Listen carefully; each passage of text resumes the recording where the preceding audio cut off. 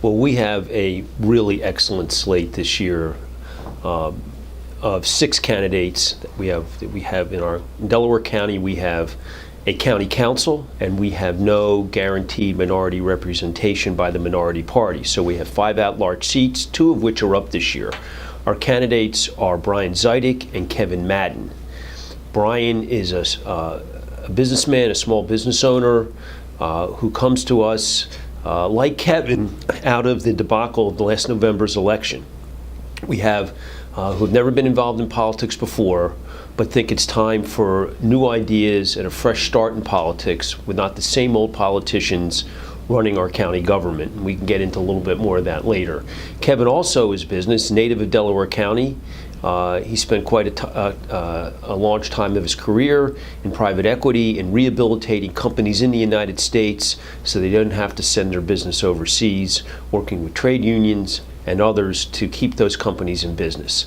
He returned back to Delaware County several years ago, and he's involved very much in the tech world with startup companies. The other offices are what we call the row offices. So we have the county sheriff, we have Jerry Sanders, who's from Upper Darby, spent 20 years in the Philadelphia Sheriff's Office and is highly qualified to lead our sheriff's department. We have the county controller, which is a critical office in Delaware County, to conduct audits and oversee our tax money. And Joanne Phillips is our candidate.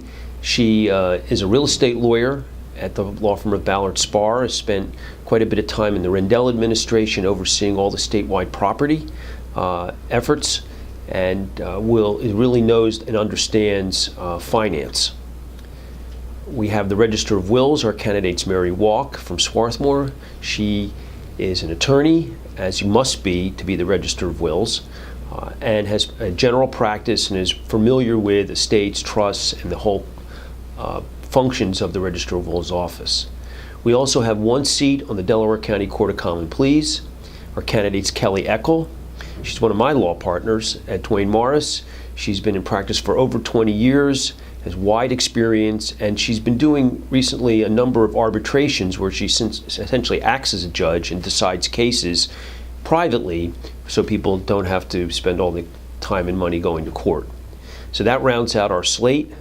It's a slate that's interesting in that 5 out of the 6 people have never run for office before. That's something we're very proud of because we think that's what government needs, is that kind of infusion, not the same old tired politicians.